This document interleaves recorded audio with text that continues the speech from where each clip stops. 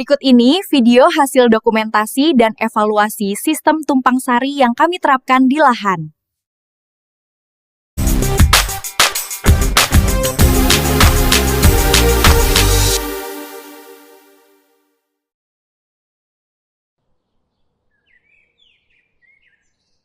Latar belakang kami melakukan tumpang sari ini berawal dari kondisi di lapangan yang makin menantang. Lahan pertanian kami tidak terlalu luas, sementara biaya produksi terus naik, mulai dari pupuk, pestisida, hingga tenaga kerja. Belum lagi ancaman hama dan perubahan cuaca yang makin sulit diprediksi. Di sisi lain, kami ingin tetap bisa bertani dengan hasil yang baik dan risiko yang lebih rendah. Maka kami mulai mencari metode tanam yang lebih efisien dan fleksibel. Dari sinilah kami tertarik untuk mencoba sistem tumpang sari. Kami mencoba sistem tumpang sari antara cabai rawit, tomat, dan timun karena kami ingin tahu apakah metode ini benar-benar bisa lebih efektif di lahan kecil. Biasanya kami menanam satu jenis tanaman dalam satu bedengan, tapi hasilnya nggak selalu stabil. Kadang terkena hama, kadang gagal panen karena cuaca, dan kalau panen bersamaan dengan petani lain, harga bisa anjlok. Maka kami mulai berpikir, bagaimana kalau kami coba menanam beberapa jenis tanaman sekaligus? Kami ingin lihat apakah kombinasi tanaman ini bisa saling melindungi dan menekan risiko gagal panen. Kami pilih cabai rawit, tomat, dan timun karena ketiganya cepat tumbuh, punya nilai jual yang cukup baik, dan siklus panennya tidak terlalu jauh berbeda. Ini masih tahap uji coba, tapi kami yakin dengan mencatat hasilnya dan terus belajar dari pengalaman, kami bisa menemukan pola tanam yang lebih menguntungkan dan berkelanjutan.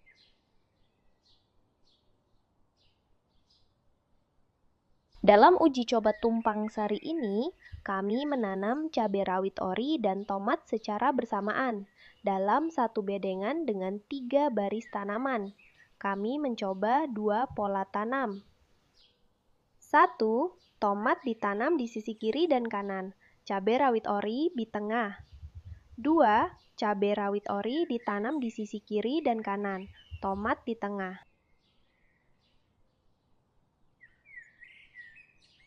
Karena penanaman dilakukan di musim hujan, strategi pemupukan kami sesuaikan agar tanaman tetap sehat meski lahan lembab dan tergenang. Kami tidak menggunakan pupuk dasar. Sebagai gantinya, pemupukan awal dilakukan dengan cara dikocor langsung ke pangkal batang tanaman. Pada fase awal pertumbuhan, kami menggunakan fosfat seperti SP36 untuk memperkuat akar, NPK 16-16-16 dalam dosis ringan untuk memenuhi kebutuhan unsur hara makro secara seimbang. Karena curah hujan sangat tinggi, penggunaan nitrogen N dikurangi.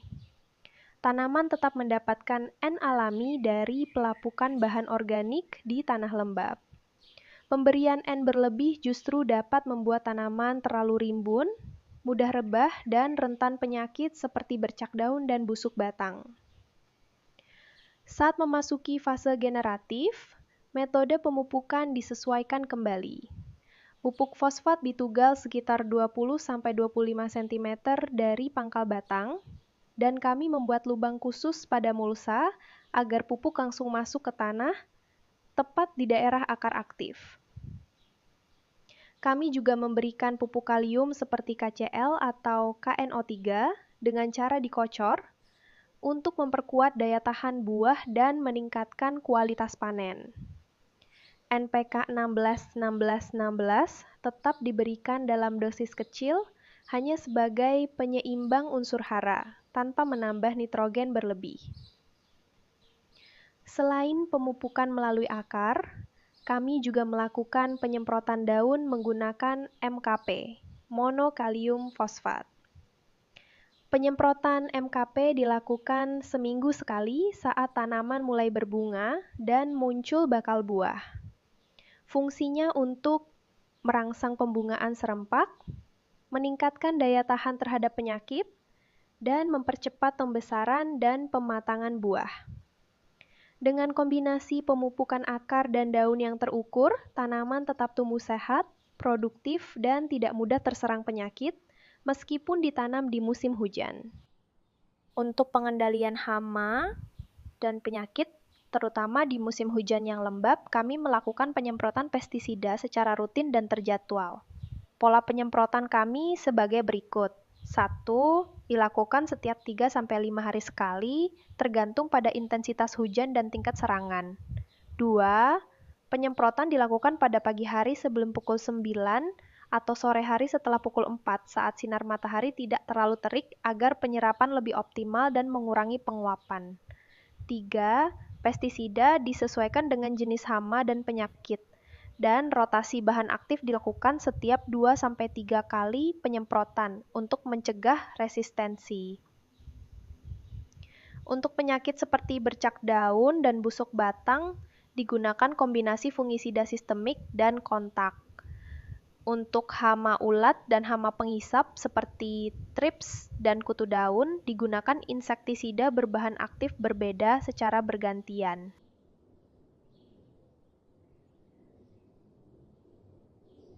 Selama penerapan sistem tumpang sari ini, kami menghadapi berbagai kendala, terutama yang berkaitan dengan cuaca dan kondisi lahan.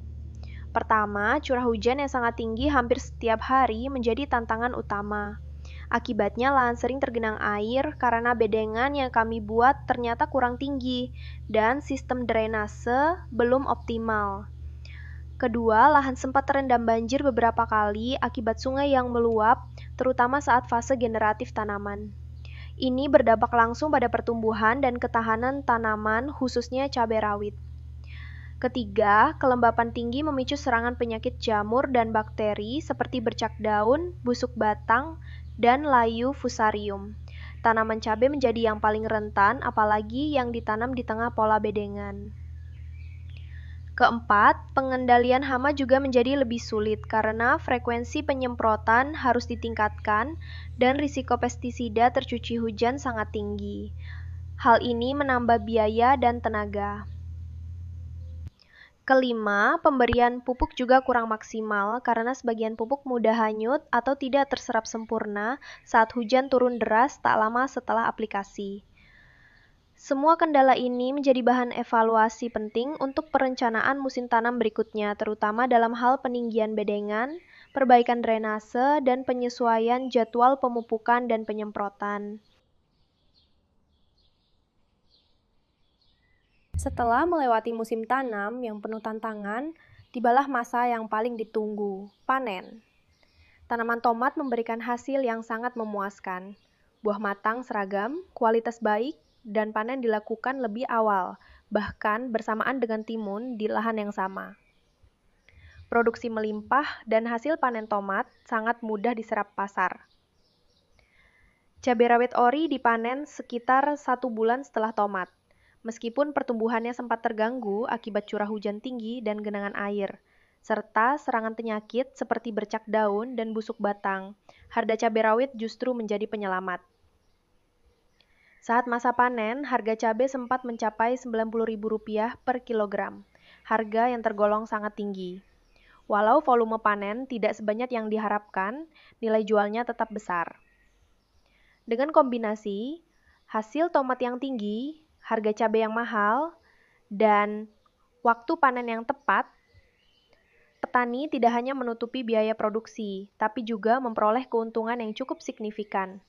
Ini membuktikan bahwa dalam sistem tumpang sari, strategi tanam dan pemahaman kondisi pasar bisa menjadi faktor penentu keberhasilan, bahkan di tengah tantangan musim hujan.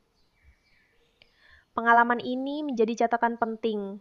Pertanian bukan hanya soal menanam, tapi juga membaca peluang, meminimalkan risiko, dan memanfaatkan momentum pasar.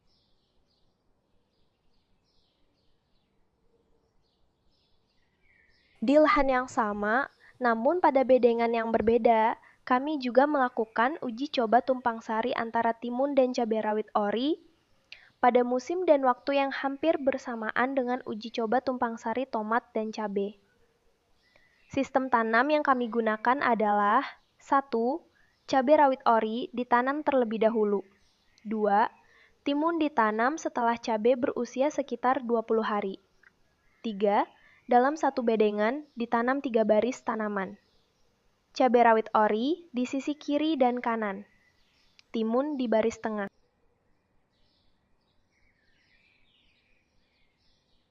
Pemupukan dan penyemprotan dilakukan dengan metode yang sama seperti pada tumpang sari tomat cabai tanpa pupuk dasar.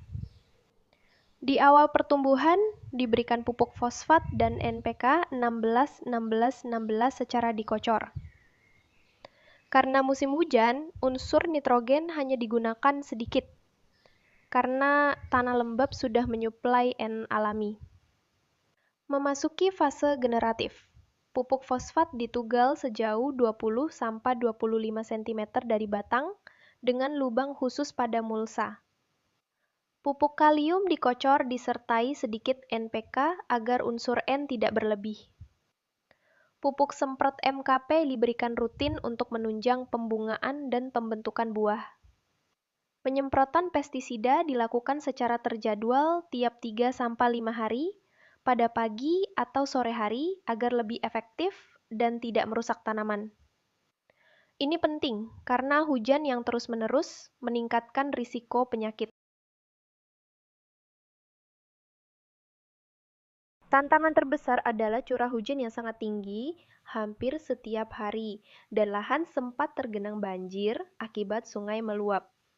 Tanaman timun panen lebih awal dan hasilnya cukup memuaskan, bersamaan dengan tomat dari bedengan berbeda. Setelah tanaman timun tidak lagi produktif, seluruh tanaman timun dibersihkan dari bedengan. Sekitar 1 minggu kemudian, cabai rawit ori mulai bisa dipanen. Meskipun sebagian tanaman layu akibat banjir, masih ada yang bisa dipanen walau hasilnya tidak maksimal. Setelah panen cabai ke-10, dilakukan penanaman tim timun ulang untuk memanfaatkan lahan kosong. Di bekas lubang tanam timun dan cabai rawit yang mati, dan juga di bekas lubang tanam tomat yang sudah selesai panen. Cabai rawit ori yang masih hidup dibiarkan tumbuh dan hanya dipanen saat mentah. Tanaman baru timun pun tumbuh dengan baik. Hasil uji coba menunjukkan pertumbuhan timun sangat bagus, baik pada tanam pertama maupun kedua, dan hasil panennya memuaskan. Pertumbuhan cabai rawit ori terganggu, mudah terserang penyakit, dan hasil panennya kurang memuaskan. Namun, keberhasilan panen timun sangat membantu untuk menambah penghasilan. Meskipun hasil panen cabai kurang memuaskan, namun kabar baiknya harga jual cabai rawit sangat tinggi. Kesimpulan, tumpang sari, timun, dan cabai rawit ori dengan penanaman ulang timun di lahan bekas tomat merupakan langkah adaptif yang efektif, terutama untuk menghadapi tantangan musim hujan dan memaksimalkan hasil di lahan terbatas.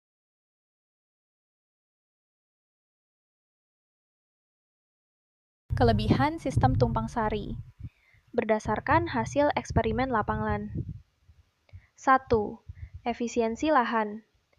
Satu bedengan bisa menampung 2 jenis tanaman, seperti tomat dan cabai rawit ori, atau timun dan cabai, yang ditanam dalam pola 3 baris. 2. Pemanfaatan ruang dan waktu. Kami mencoba menanam timun setelah cabai usia 20 hari, dan hasilnya timun panen lebih awal, sedangkan cabai menyusul sekitar sebulan kemudian. 3. Pemupukan dan penyemprotan seragam. Dalam uji coba ini, kami menggunakan satu jadwal perawatan untuk 2 tanaman, dengan penyesuaian dosis berdasarkan kebutuhan tanaman. 4. Diversifikasi hasil panen. Saat harga salah satu komoditas naik, seperti cabai rawit ori, yang sempat menyentuh Rp90.000 per kilogram, kami bisa tetap mendapat untung meski hasil panen tidak maksimal. 5. Penanaman ulang terbukti efektif. Setelah panen pertama selesai, kami melakukan penanaman timun kembali di bekas bedengan tomat dan cabai, dan hasilnya cukup memuaskan. Kekurangan tumpang sari berdasarkan fakta lapangan. 1. Persaingan antar tanaman. Dalam pola tomat di sisi dan cabai rawit di tengah, pertumbuhan cabai terganggu. Ini penting untuk diperhatikan saat mengatur posisi tanam. 2. Kondisi lahan terlalu lembab. Karena bedengan terlalu rendah dan hujan turun hampir setiap hari, beberapa tanaman tidak tumbuh optimal dan mudah terserang penyakit, seperti busuk batang dan bercak daun. 3. Resiko tinggi jika musim tidak sesuai. Kami menyadari bahwa tumpang sari lebih ideal dilakukan saat musim kemarau untuk menghindari kelembapan berlebih dan resiko tergenang. Evaluasi akhir eksperimen tumpang sari. Musim tanam sangat menentukan. Kami sarankan sistem tumpang sari ini dicoba saat musim kemarau, tapi harus diberikan pengairan dengan baik. Pola terbaik adalah cabai di sisi dan tomat atau timun di tengah. Ini memberi hasil pertumbuhan lebih baik berdasarkan eksperimen kami. Penanaman ulang menambah potensi hasil panen. Di bekas lubang tanam bisa dimanfaatkan kembali untuk tanam timun, terutama saat tanaman utama sudah tidak produktif. Kombinasi tumpang sari timun dan cabai rawit terbukti lebih adaptif di musim hujan, terutama karena timun cepat panen dan lebih tahan lembab. Pada video selanjutnya, kami akan membagikan hasil uji coba tumpang sari, buncis, timun, dan cabai rawit di lahan bekas tumpang sari yang kita bahas sekarang. Penanaman dilakukan tanpa olah lahan dan tanpa mencabut sisa cabai rawit yang masih hidup. Sampai jumpa lagi pada video selanjutnya. Bye-bye.